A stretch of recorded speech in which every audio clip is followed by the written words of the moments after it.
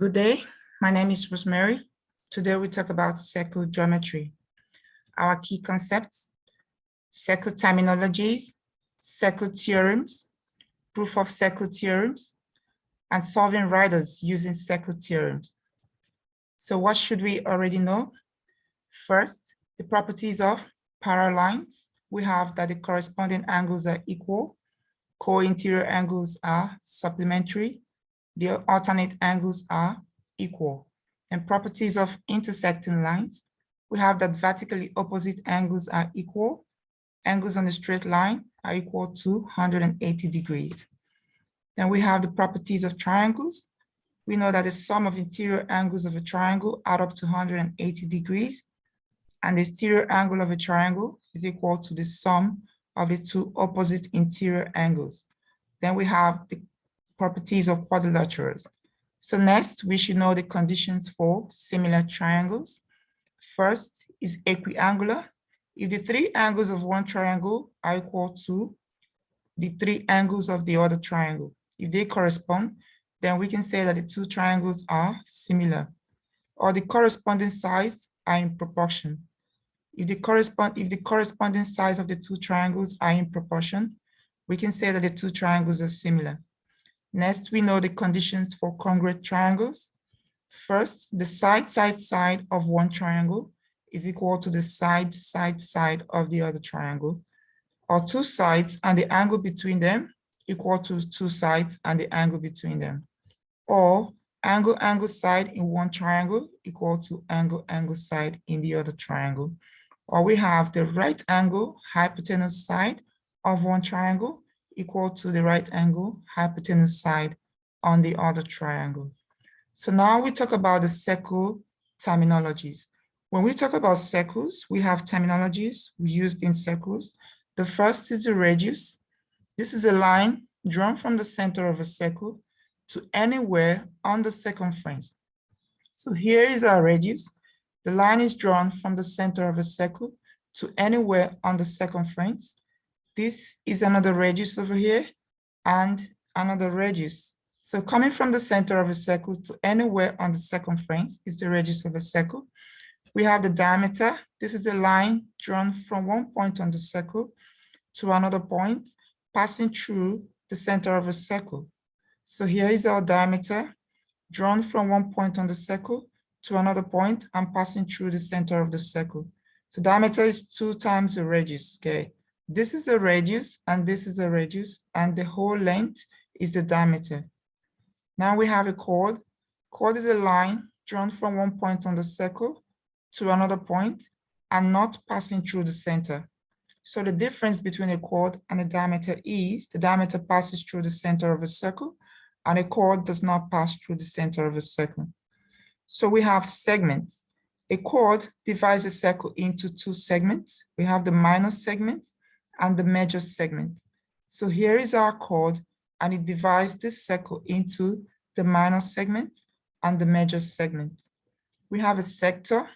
This is the space between 2 radii of a circle. So here is the radius, here is another radius, and the space between the 2 radii we refer to as the sector of a circle. We have an arc. An arc is the distance between 2 radii measured on the circumference.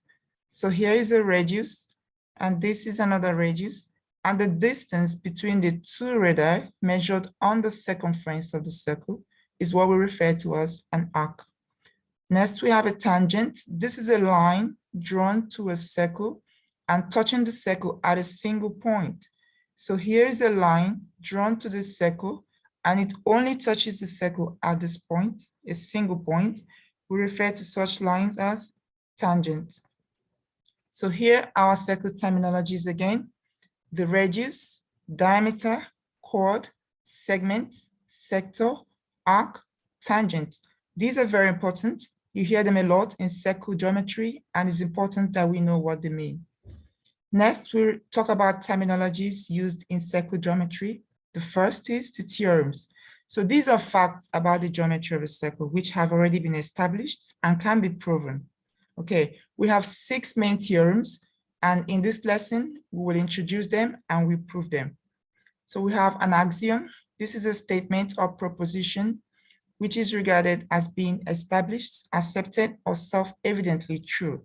So we have axioms in circle geometry. We have corollary, a proposition that follows from one that has already been proven.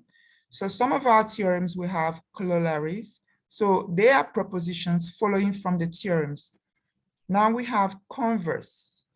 The converse of a theorem happens when the conclusion and hypothesis of a theorem are switched. In other words, we talk about the reverse. When we have the reverse of the theorem, when we switch the conclusion and the hypothesis, we refer to it as the converse of the theorem. So another word is subtend.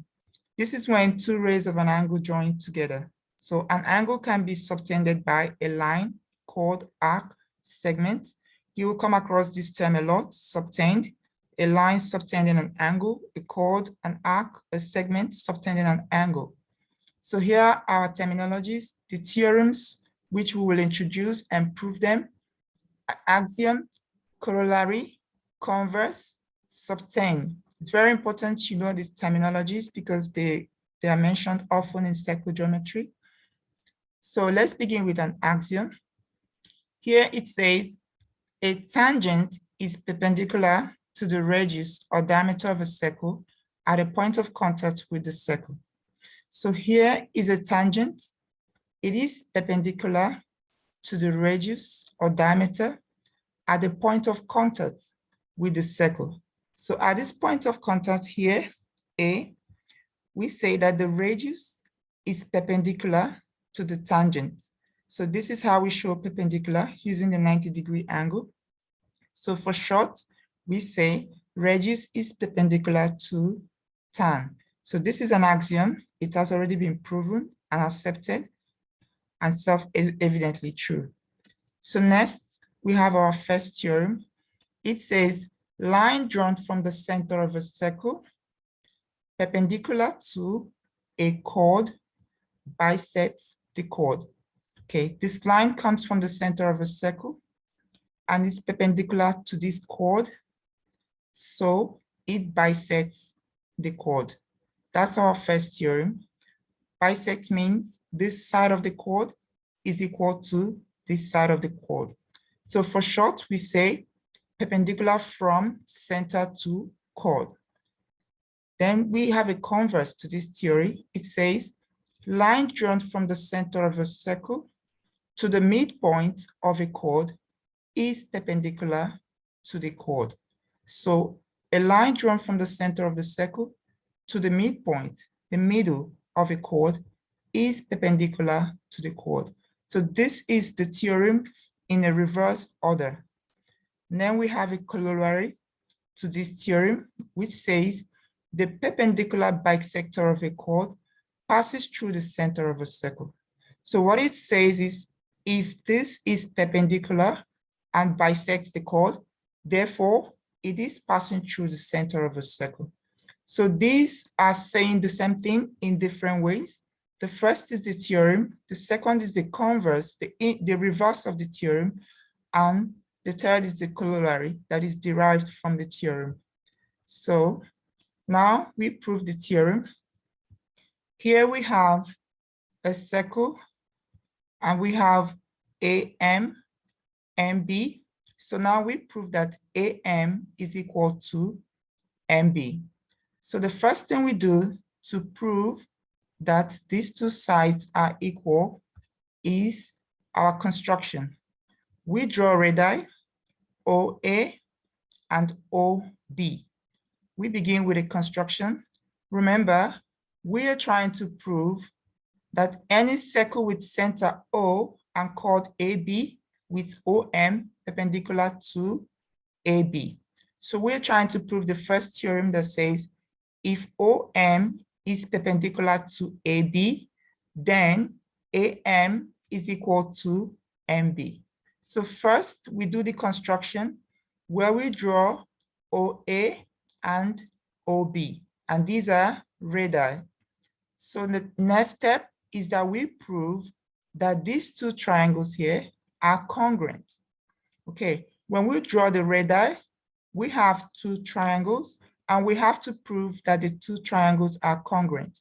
And the condition we use to prove that is right angle hypotenuse side equal to right angle hypotenuse side. That's the condition for congruent triangles, which we will use to prove that the two triangles are congruent. So we begin in triangle OMA,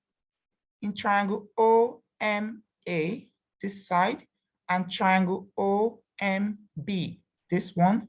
We say OA is equal to OB. Why? Because they are radii. Then we say OM is equal to OM. Why? Because they share a common side. Look over here, you see where I separated the sides. This is OM on the one triangle and OM on the other triangle. So they share a common side. And then we say M1 is equal to M2, which is 90 degrees. Why? Because it is given that this line OM is perpendicular to line AB. So M1 is equal to M2, 90 degrees. Sum of angles on a straight line add up to 180 degrees. So these are 90-degree angles each. And so we say that therefore triangle OMA is congruent to triangle OMB for the reason that they have the same length of hypotenuse and they have they are both right angle triangles. They have the same length of a hypotenuse and they share a common side. So for that reason, we say that the two triangles are congruent. And if they are congruent, therefore the corresponding sides, which are AM and AB, are equal. Remember, the corresponding sides of a congruent triangle are equal. So here is our proof. The first step to the proof is the construction, where we draw two radii, OA and OB, and then we prove that the triangles formed after we do the construction are congruent using the condition right angle hypotenuse side equal to right angle hypotenuse side. So next, we solve a rider using this theorem. So here is our question. It says O is the center of the circle. OM is perpendicular to PQ. And OP is equal to 50 millimeters, while OM is equal to 30 millimeters. Now we have to calculate PM. If you look at this, we can see that we have a right-angled triangle. So we use the Pythagoras theorem to find the side of PM. So remember, Pythagoras theorem says the square on the hypotenuse is equal to the sum of the squares on the other two sides.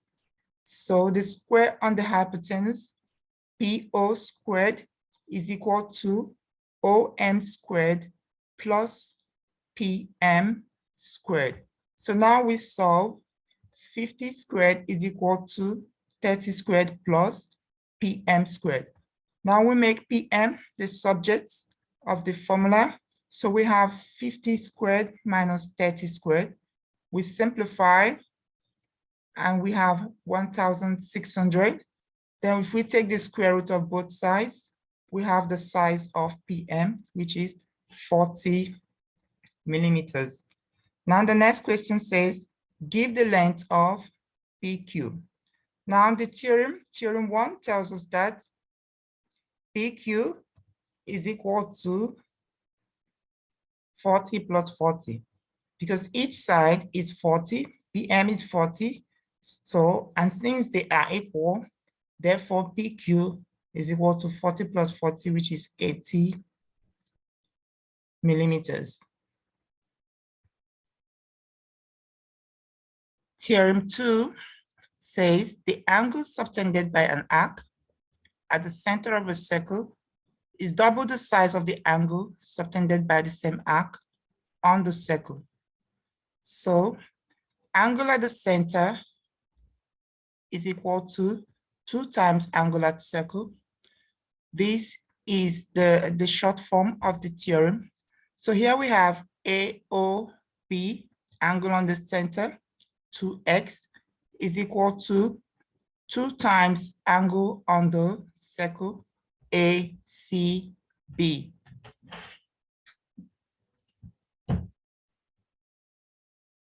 So we have 2x here is equal to, we have AOB, which is 2x, is equal to, is half the size of ACB, which is x. So angle in the center is equal to 2 times angle at the circle. Same goes for this, angle in the center, 2y, subtended by this arc, DF, is equal to 2 times the angle at the circle, subtended by the same arc.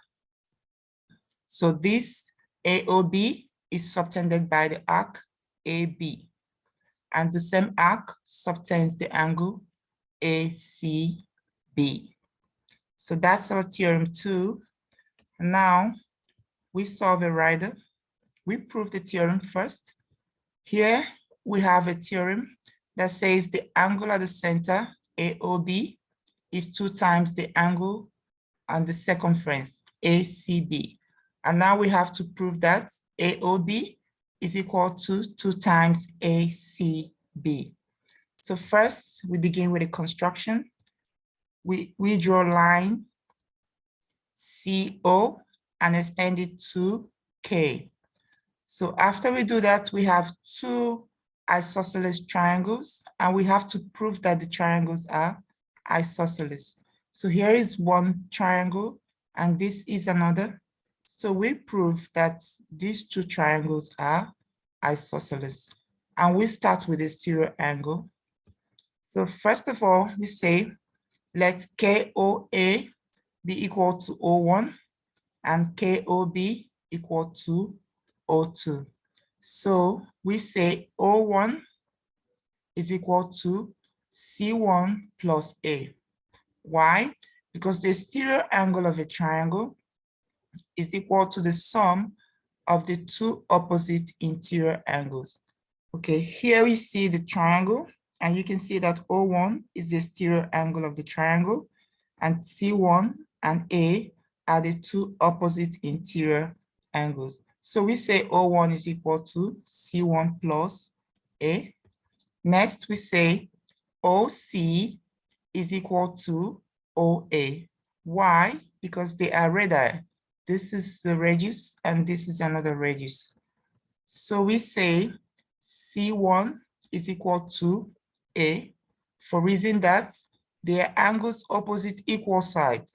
So if these 2 sides are equal, it then follows that the angles opposite the equal sides are also equal. So we say C1 is equal to A. Therefore, O1 is equal to 2C1. If C1 is equal to A, we can say that O1 is equal to 2C1. Next, we say similarly, for this other triangle, we can also say that O2 is equal to 2C2. Therefore, O1 plus O2, if we add them together, is equal to 2C1 plus 2C2 added together. If we factor out the 2, we have C1 plus C2. Therefore, if you can see, O1 plus O2 makes the angle AOB, and C1 plus C2 makes the angle ACB. So we can say that AOB is equal to 2 times ACB. And that's our proof right there. First, we do the construction where we construct CO and extend to K. After we do the construction, we have 2 triangles, and we have to prove that the 2 triangles are isosceles. So we start with the exterior angle of the triangle, and we prove that the 2 triangles are isosceles. And therefore, from there, we can derive that AOB is equal to 2ACB. So now we solve a rider using theorem 2. Here it says find x and y. So this is x and this is y. Remember, angle subtended, angle at the center, AOB, is 2 times angle at the circle. So what is the size of AOB? We know that the angle at a point is equal to 360 degrees. So to find AOB, we say 360 degrees minus 244. So 360 degrees minus 244 degrees, with the reason that the sum of angles at a point. Now, the answer AOB is equal to 116 degrees. Therefore, x, which is half the size of the angle at the center, will be half of 116 degrees, which is equal to 58 degrees. And the reason we give for that is our theorem that says angle at center is equal to 2 times angle at circle. So this is how we use theorem 2 to solve a rider. So to find the size of y, we apply the same theorem where we say y is equal to half of this angle, 244 degrees, which is equal to 122 degrees. Remember, arc AB subtends the angle AOB, and the same arc AB subtends the angle ACB. So the major arc AB, subtends the angle Y on the circle, and the same major arc AB subtends the angle 244 at the center. Now over to theorem 3. The theorem says angles subtended on a circle by a chord of the circle on the same side of the chord are equal. So this is a chord AB. It subtends these angles E, D, and C. The theorem says the angles subtended by the same chord on the same side of the chord are equal. So for short, we say angles in the same segment. C is equal to D, which is equal to E. And corollaries from this theorem are equal chords subtend equal angles on the circle. For short, we say equal chords. So if the chords are equal, they subtend equal angles on the circle.